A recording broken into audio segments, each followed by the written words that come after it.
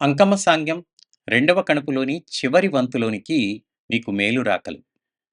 ఆరవ వంతులో దేవగిరి దొరలు అంకమ్మ తల్లిని హింసించి తమ రాజ్యం వెలుపలకు నెట్టివేయడం, అంకమ్మ తల్లి తన తమ్ముడైన పోతురాజు తోడుతో దేవగిరి మీద కొలవులను వెదజల్లడం, వాటి బారిన పడిన దేవగిరి జనులు దొరలు రోగాల పాలై మంచాన పడడము వరకు విన్నాం.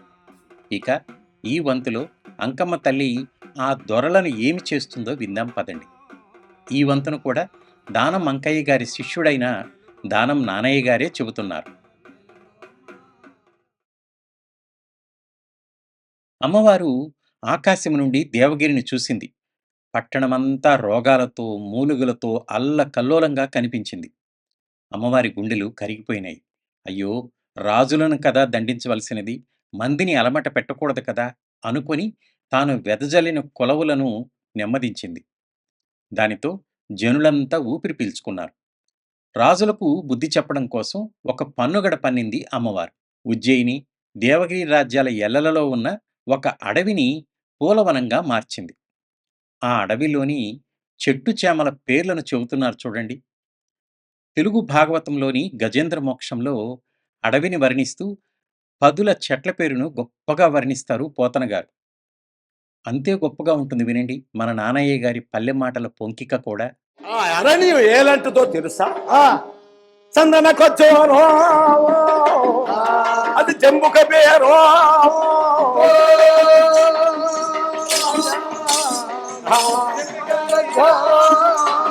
మందార బోరగా మహిషాంచిత మట్టి కోడి శ్యామారేడు పాపర జన్మో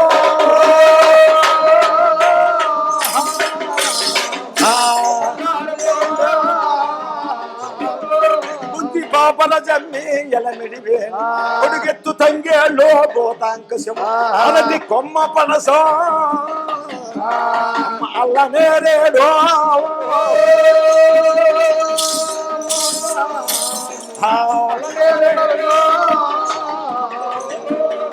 వటకరి ఉచిరిక ఓకనార కటుకురి గుమ్మడి కస్తూరి తుమ్మ చిరుమామిడియులు చిల్ల సెన్నంగి వలచండ్రముల చండ్ర వాడగన్నేరు ఇలాంటి అరణ్యం.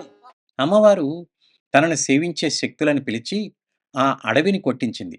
శక్తులారా, మీ వాడి గోళ్లతో ఈ నేలను దున్నండి అని నేలను మెత్తగా దున్నించింది.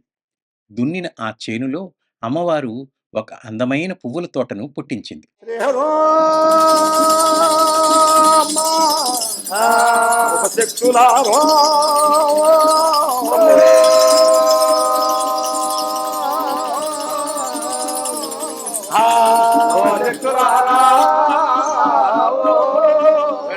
శక్తులారయమున మీరు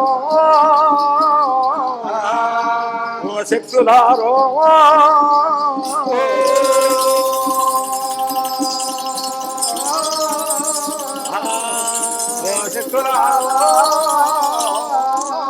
ఈ అంకమ్మ ప్రార్థన దీర్ఘానమైంది ఆ శక్తులకి. అయితే ఆ శక్తులు ఎట్లుండే తెలుసు, లగ్గుతోలుతున్నాయి.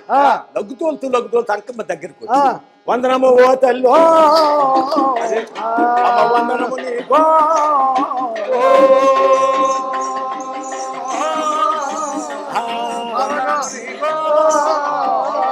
మమ్మల పిలిచిన కారణం ఏమో ఓ తల్లి అంకమ్మ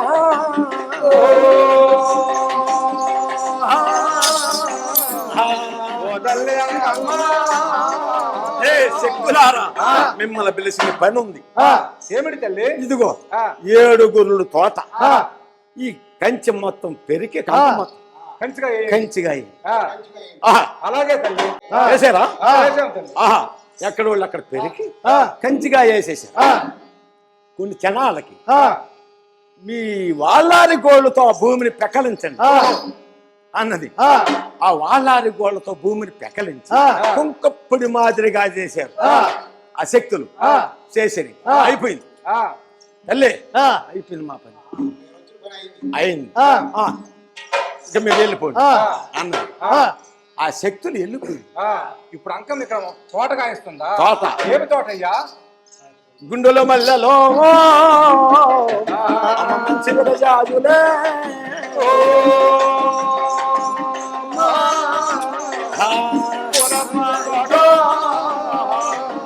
సంపంగి పూలు శివునికి యోగ్యమైనట్టు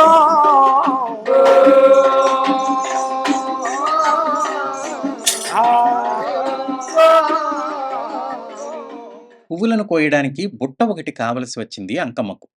ఆ బుట్ట కోసం భూదేవిని వేడుకొనింది. ఆ భూలక్ష్మి తల్లి వచ్చి బుట్టనిచ్చింది. బుట్టను మోయడం కోసం చుట్ట కావలిస్తే చంద్రుడిని అడిగితే ఇచ్చినాడు. భూలక్ష్మి దేవిని ప్రార్థిస్తుంది. ఆ. ఎట్లా పాటిస్తుంది? ఎల్లో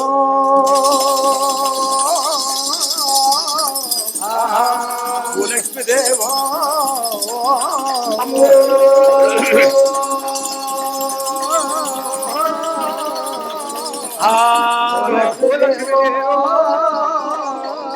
నా సృష్టిలో పుట్టిన దానివి నీవు, ఇప్పుడు నీవు నాకు సహాయముగావమ్మా.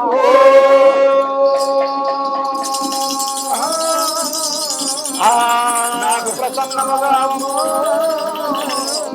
అనేసరికి కులకుల అని భూలక్ష్మి ఆ ముందర పుట్టింది. పుట్టి ఓ తల్లి అంకమ్మ వందనము నీకో,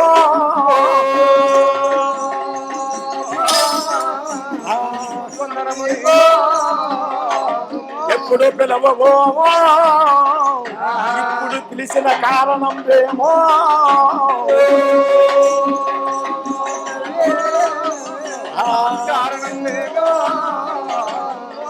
ఓ భూలక్ష్మీదేవి నీతో పని కలిగి పిలిచి, ఏమిటి తల్లి నాతో పని అన్నదా అని అనేసరికి కొంచెం బుట్ట కావాలి నాకు అన్నది.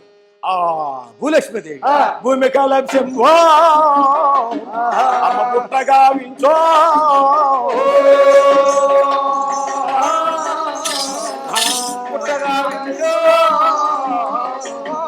భూమి కలం శంభు బుట్ట గావించి ఆ భూలక్ష్మీదేవి అంకమ్మకి ఇచ్చి, అంకమ్మ అక్కడ పెట్టింది. అక్కడ పెట్టుకుని చుట్ట కావాలి కదా, చుట్ట కావాలి కదా, చంద్రుడిని ప్రార్థిస్తుంది. చంద్రుడు ఆ సృష్టిలో పుట్టిన వాడవ నీవా చంద్రుడు,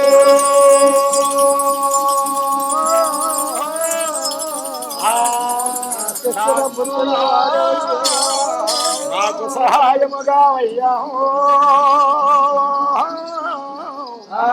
ఓరి చంద్రభూపాల,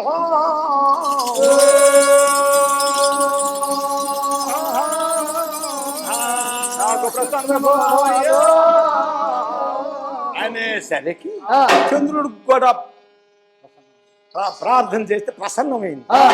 తల్లి పిలిచేవే కారణం ఏందని అడిగాడు అన్నాడు చంద్రుడు. అప్పుడు చంద్రుడు అంట అంకమ్మంటది, చంద్రుడా నీ దగ్గర నాకు ఒక చుట్ట కావాలి అన్నది. ఆ చంద్రుడు సృష్టించాడు చుట్టని, చుట్ట తీసుకొని కూడా అక్కడ పెట్టింది.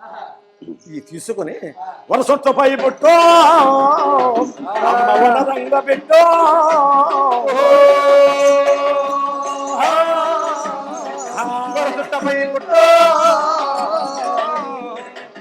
పూల తోటలోకి పోయి పేరైన పుష్పాలు పూలు కోస్తున్నది. ఎట్లా కోటికి ఒక పువ్వు కొదువ లేకుండా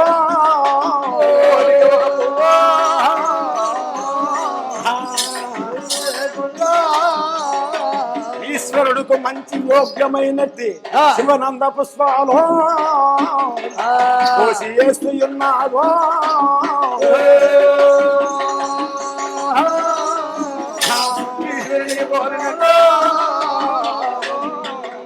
మంచి సువాసన కలిగి పుష్పాలు అన్ని కోసి బుట్ట నింపుకున్నా.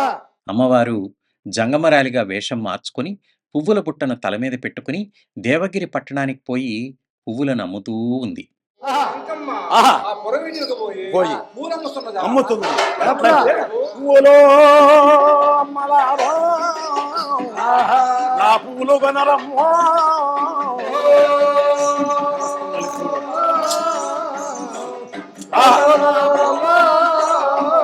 నా పువ్వులు కొన వనరమ్మ ఓ నార్యమనులారా యోగ్యమైన పువ్వులు నా దగ్గరున్నాయో ఓ అమ్మలారో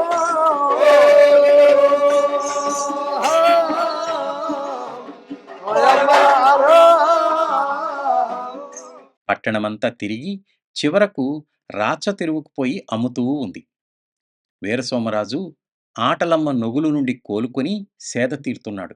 శివుడి పూజ కోసం నగరంలో ఎక్కడ పువ్వులు దొరకలేదు వాళ్లకు.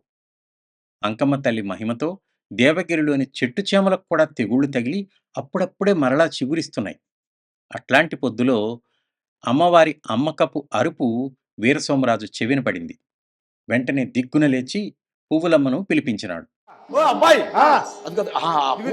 పూలు బోడికి రాలని క్రమం అన్నది అన్నాడు వీరస్వామి. ఆయన చెప్పాడు అమ్మాయి మహారాజు గారు పిలుస్తున్నారు మహారాజు. అప్పుడు వస్తుంది అంకం వచ్చి అదంత దూరం నిలబడి ఆ గంపలో పువ్వులు ఎంత కమ్ముతావు ఎన్ని కావాలా స్వామి? మొత్తం ఎంత చెప్పవమ్మా? బుట్ట బుట్ట. నా బుట్టలో పువ్వులు 2 మాడాలు కమ్ముకుంటా. 2 మాడాలు. మాడంటే 2 రూపాయలు ఆ రోజుల్లో. 2 మాడాలు అంటే 4 రూపాయలు. 2 బిళ్ళలు ఇచ్చాడు. అట్లయితే అమ్మాయి అదిగో పేప గంప, ఆ గంపలో పోయి అన్ని నాయ్యా కోసి సరే కోసి పోతుంది. అమ్మాయి పోతుందా? రేపు కూడా ఎక్కడికైతే ఆ పువ్వులను తీసుకుని పోయి శివుడిని పూజించినారు. కానీ శివుడు ప్రసన్నం కాలేదు. 7 నాళ్లు ఇట్లాగే పువ్వులను కొని పూజించినా శివయ్య ప్రసన్నం కాలేదు వారికి. పదండి అని ఇవన్నీ తీసుకుని ఈశ్వరుడి ఆలయానికి వెళ్ళిపోయారు. ఇవన్నీ పూజించి పులకాపం చేసి అప్పుడు ఈశ్వరుడు ప్రార్థిస్తున్నారు. ఎట్లా అంటే ఈశ్వరో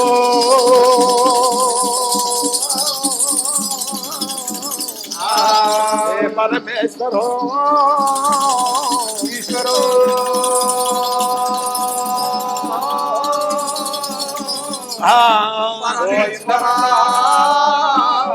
ఈశ్వర శంకర ఇంద మందార కాలకందర నిలయవో కాలాగ్ని రుద్రో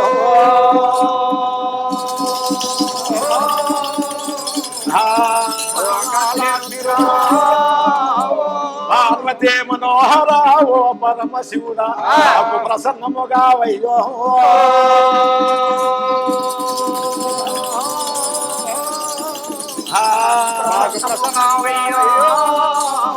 నందీశ్వర చండీశ్వర భృంగీశ్వర ఓ ఈశ్వరయ్యో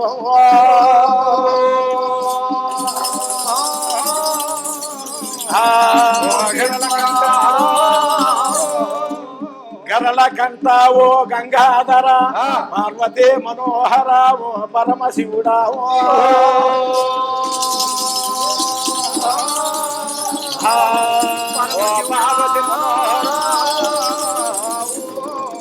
ఇట్లా పరి విధములు ప్రార్థించిన కానీ ఈ మాయపూలు కదా ప్రసన్నము కాల. ఇట్లా 7 రోజులు జరిగింది. 7 రోజులు పూజ జరిగింది. 7 రోజులు ఈశ్వరుడు ప్రసన్నము కాల. జంగమరాలు ఎంగిలి పువ్వులను తెచ్చి ఇస్తున్నదేమో, అందుకని శివయ్య ప్రసన్నం కావడం లేదేమో అనుకున్నాడు వీరసోమరాజు. మరునాడు పువ్వులను తెచ్చిన జంగమరాలిని, ఈ పువ్వులను ఎక్కడి నుండి తెస్తున్నావు అని గద్దించి అడిగినాడు. అయ్యా, శివనేళ్ల చింతదాపున ఒక పువ్వుల తోట ఉంది. దానికి కాపలావారు ఎవరూ ఉన్నట్లేరు. ఆ తోట పువ్వులే ఇవి అని చెప్పింది అమ్మవారు. లోపల వీళ్ళు దారికొస్తున్నారులే అనుకుంటూ ఉంది అమ్మవారు. సరే, రేపటి నుండి నువ్వు పువ్వులను తేనక్కర్లేదు పో అని ఆమెను పంపేసినారు. వారి వద్ద మబ్బులలో పయనించే తేరులు ఉన్నాయి. ఆ మబ్బు తేరులను ఎక్కిపోయి పైనుండి ఆ తోటను ఒకసారి చూసుకొని వచ్చినారు. వీరసోమరాజుకి ఎందుకనో ఇదంతా ఆ అంకమ్మ మాయ కాదు కదా అని అరగలి లోలోన పీడిస్తూనే ఉంది. అయినా సరే, మరునాడు మబ్బు తేరుల మీద పోయి తోటలోని పువ్వులను తెచ్చుకోవాలని తీర్మానించుకున్నారు. అప్పుడు అమ్మవారు ఏమి చేస్తున్నదంటే, ఉజ్జయినిని ఏలుతున్న సుగసోమరాజు కొలువు కూటానికి పోయింది. సుగస్వామి మహారాజు దగ్గరికి పోయింది అంకమ్మ. వందనమ మహారాజా సుగస్వామరాజా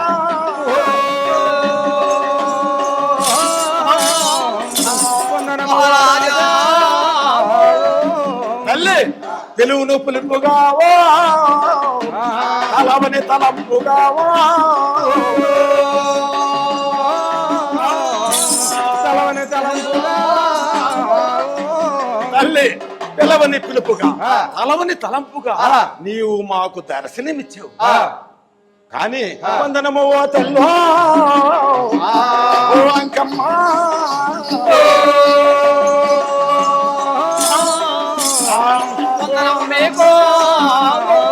నీవు వచ్చిన కారణం మేము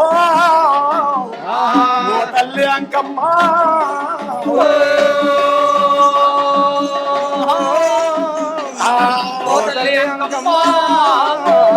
మహారాజా నీ సైన్యంలో 12 మంది భటులు కావాలి.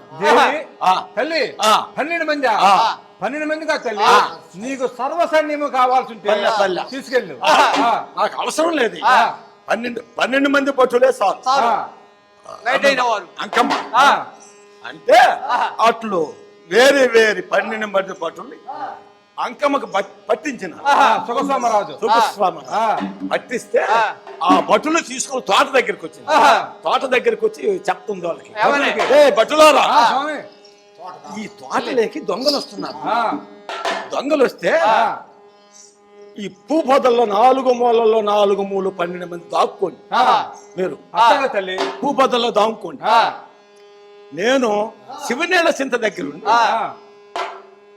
వస్తారు కదా దొంగలు, అప్పుడు పైభాగమున వస్తారు. అట్టయితే అంకమ్మ భూమి మీద వచ్చే దొంగలైతే మేము పైన వచ్చే దొంగలు మేము పట్టుకోలేము తల్లి. ఏమి మీరు పట్టుకోవద్దు, ఏమవద్దు. నా పేరు ఉచ్చరించండి. దొంగలో భటులారా అంటా నేను. పట్టుకో అంకమ్మ అని మీరు చాలు. అమ్మవారు భటులకట్లా చెప్పి తాను రామచిలుకగా మారి చింతమాను పైన కూర్చొని ఉంది. వీరసోమరాజు తన అన్నలతో కలిసి మబ్బు తేరుల మీద వచ్చినాడు. తేరులను దించినారు. తోటలోని కొలనులో మునుగుతూ ఉన్నారు. అప్పుడు అమ్మవారు పోయి వాళ్ల తేరుల చక్రాలకుండే కడచేలలను లాగేసింది. ఆ పిమ్మట దొంగలు దొంగలు అని పెద్దగా అరిచింది. ఇప్పుడు కేకేస్తుంది అంకమ్మ, దొంగలో భటులారా అంకమ్మ దొంగలంటాదో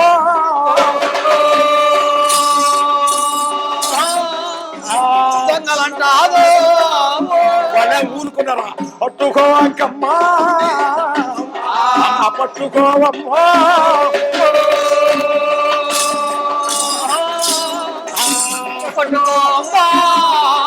అంకమ్మ మాట విన్నారు 7 మహారాష్ట్రరాజులో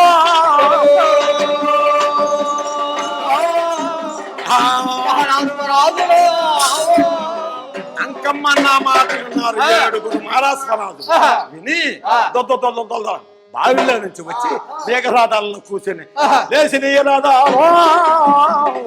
అయ్యా అమ్మ మార్గాలు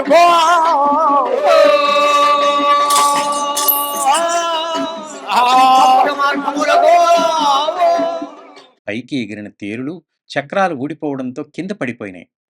భటుల చేత రాజులను పట్టించింది అమ్మవారు. వీరసోమరాజుకు పొగరనగలేదు. కోపంతో బుసలు కొడుతూనే ఉన్నాడు. అమ్మవారు ఉక్కు పగ్గాలను పుట్టించి వాటితో కట్టించింది రాజులను. ఉజ్జయిని పట్టణంలో ఊరేగించి అక్కడ ఒక వల్లకాటిలో 7 ఉక్కు కొర్రులను పుట్టించి వాటి మీద కొరతలు వేసింది రాజులను. 25 ఏళ్లపాటు చావు లేకుండా ఆ కొర్రుల మీదనే ఒరిగి ఉండాలని శపించి తన లోకమైన అంతర కైలాసానికి వెళ్ళిపోయింది అమ్మవారు. ఆ కచ్చికోల యూపు వేసేసరికి బులబులు గులకులని ఉక్కు పగ్గం చేతులు భటులారా లాగండి. లాగి 100 బారల ఉక్కు పగ్గంతో బంధించండి. రాజులని ఒక్కొక్కరికి 100 బారల ఉక్కు పగ్గం 100 బారల ఉక్కు పగ్గంతో బంధించండి అన్నది. లాగుతా ఉంటే వస్తా ఉంది, లాగుతా బడులు లాగుతుంటే ఒక్కొక్కరు 100 బారల ఉక్కు పగ్గంతో లాగి బంధించి ఆ రథాల మీద నేర్చుకుని ఏదో ఒకటి పెట్టుంటదా దేవి ద్రోహులని కూడా నిర్ణయించు. దేవి ద్రోహులను నిర్ణయించింది. రాసి ఆ ఉజ్జయిని మంకాళపురి పట్టణంలో ఉత్సవం చేసుకుంటూ పోతుంది. ఆ చూసిన వాళ్ళు మాత్రం వీళ్ళు దేవి ద్రోహులు అని రాసి ఉంది కదా, లాక్కుంటూ పోతున్నారు. శ్మశానం ఆడేటి పాడేటో ఆడాడి కాదో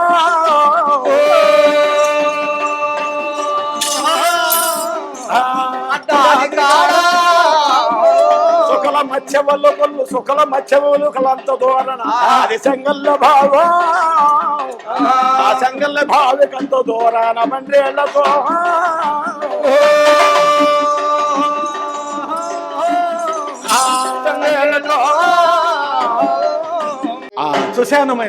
సుశానములకు చేసుకుని శనేశ్వరమైన చట్టు గోటుడు యూపుది ఏలగణం తీసుకుని ఆ శనేశ్వరమైన చట్టు మీద వేసి 7 చోట్ల వేసింది. 7 చోట్ల కొద్దిగా వేసేసరికి బుస బుస బుస బుస అంటే 7 గొర్రెలు పుట్టి వస్తాయో ఆ చట్టు మీద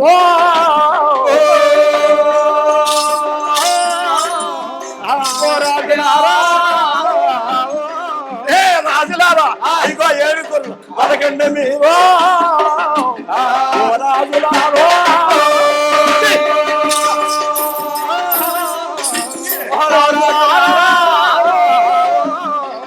ఒక్కొక్క రాజును పోయినాన బట్టి ఆ ఉక్కు కూరలకు దిగవేసింది అంకమ్మ కసిదీర అంకమ్మ ఉక్కు కూరలకు దిగవేసి రక్తం కారుతుంది 7 ఉక్కు కూరలకు దిగవేసి రక్తం కారుతుంది. అప్పుడు అంకమ్మ చెప్తుంది రక్తమో అమ్మ కరుడు కట్టరాదో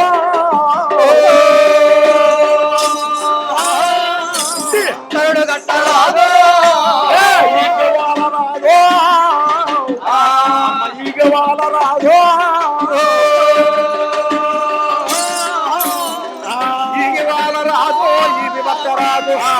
దోమవాల రాదో అమ్మ దొప్ప గట్ట రాదో